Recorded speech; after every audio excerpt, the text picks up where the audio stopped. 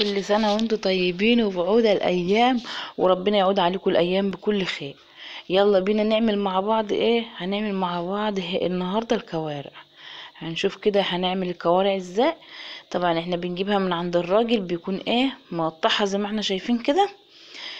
طبعا بتمسكيها بقى، اهم حاجة غسلها، تغسليها نضيف خالص اهم حاجة، وتمسكي كده بالسكينة وتقعدي بقى كده يا سكر تحك كده، يمكن يكون في حاجة فيها، ولا هو صراحة هو عاملها ومنضفها خالص، مش مخلي فيها شعر ولا فيها اي حاجة. بس ساعات بيبقى فيها مثلا اي حاجة برضو، شعراية مثلا اي حاجة. انت تنضفي بالسكينة كده وما تخليش فيها حاجة، عشان ساعة الاكل محدش يعني يكش منها وكده. انا كده بالسكينة بحك فيها كده، بشوف اي حاجة يعني عفرة اي حاجة. بحط برضو شوية دقيق كده، بغسل بيه عشان الزفارة وكده. ما يعني اهم حاجة غسيل الحاجة نظيف يعني.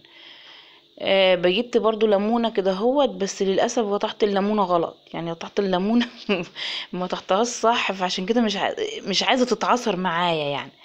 حطيت شوية الدقيق كده وشوية والليمونة وشوية خل زي ما انتوا شايفين.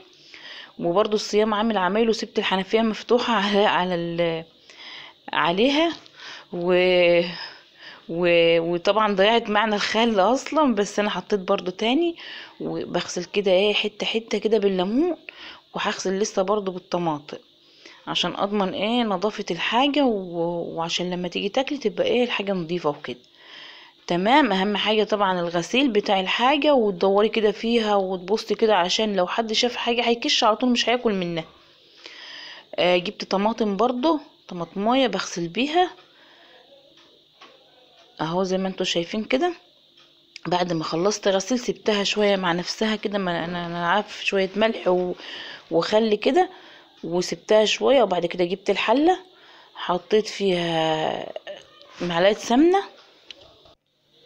وهنا بقى حطينا السمنه وحطيتها اهوت، هشوحها كده.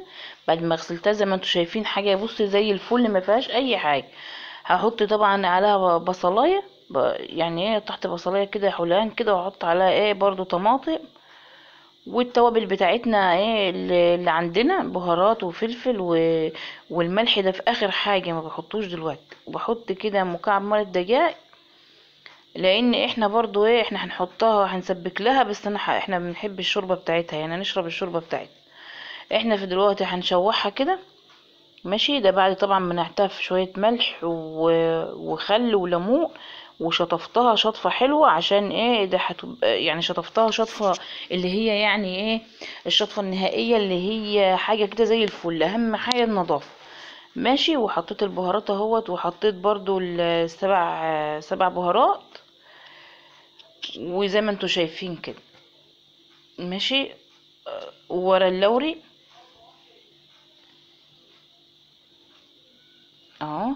هقلبها كده عشان ما تلزقش في الحلة من تحت تقليبتين كده، وهسيبها مع نفسها تتشوح خالص. هتتشوح، مفيش ميه طبعا ولا في حاجه، هي هتنزل ميه لوحدها كده، هتشوحها هتتشوح يعني. هنا بقى معلقتين سمنه كده، وحطيت التوم بتاعي اللي كنا عاملينه مع بعض، اللي كنا فرمينه مع بعض. ونزلت كده بنص كوبايه خل، ربع كوبايه خل، مش نص كوبايه خل، يعني شويه خل كده. ماشي. التومه كده حطيتها وحطيت عليها الخل، وبعد كده بقى حطيت الطماطم بتاعتي اللي انا ضربها في الخلاط. تمام. يبقى احنا كده حطينا التوم، وبعد كده حطينا شويه الخل، وبعدين حطينا الطماطم بتاعتنا تتسبك حلو. انا هغطي كده على الكوارع كده، هسيبها زي ما قلت لكم، نسيبوها شويه كده عشان تتشوح. بصوا بقى، بعد ما تشوحت تشويحه حلوه اهوت، بكون انا بقى غاليه ميه في الكاتل كده، او في عادي حطي حله ميه جنبك كده وانتي بتتشوح. عبال ما تتشوح تكون الميه غلت، تنزلي بيها على طول، ما تحطيش بميه من الحنفيه او ميه بارده، مش هينفع، هتجلمز معاكي ومش هتبقى حلو. سيبيها بقى كده مع نفسها تاخد وتدي.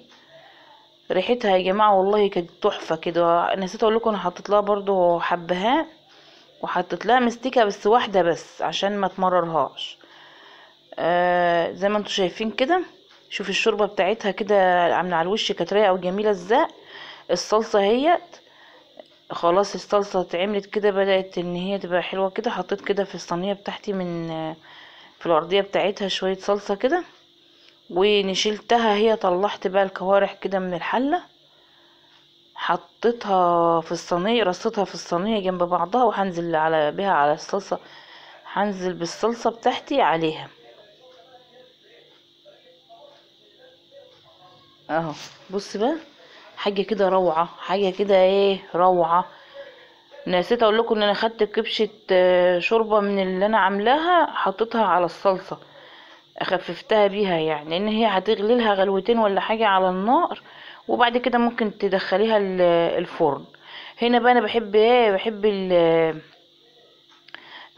بحب الفتة بتاعت الكوارع دي. انا طبعا حمرت كده شوية عيش، رغيف عيش واحد عشان انا بس اللي هاكل، وعليها شوية رز، وحطيت شوية خل وتوم وشوربة. طبعا هحط شوربة اهوت اهو. بحط بقى ايه الشوربة هنا كده. بصوا تحفة، حاجة كده بجد. انا والله العظيم كانت طعمها في منتهى الجمال، طعمها جميل جدا. انا فضيتها طبعا في حاجة تانية عشان الطبق ما كانش واخد الطبق شوية. انا محمرة العيش جميل متحمر حلو، حطيت لها من على الوش كده شوية حطيت شوية من التسبيكة اللي انا كنت عاملاها، طماطم مسبكة كده روعة اهو. تقلبي بقى اللي فوق تحت واللي تحت فوق اهي بقى. بعد ما جهزت خلاص زي ما انتوا شايفين اهو، طعمها جميل وريحتها كانت اجمل. وهنا الرز عشان استعجالة ساعة الفطار انا حطيت كده، بس قلت اصور لكم يعني بعد ما خلصت، وصورت لكم برضو الفطار اهوت. والله يا جماعة كان في اكل تاني، بس انا صورت بسرعة عشان كان المغرب ادن، وما كنتش رصيت بقى في اكل تاني من امبارح. انتوا عارفين رمضان خيره ياما واكله ياما، والاكل كتير. وكل سنة وانتوا طيبين، وبعود الايام، وربنا يعود عليكم الايام بكل خير.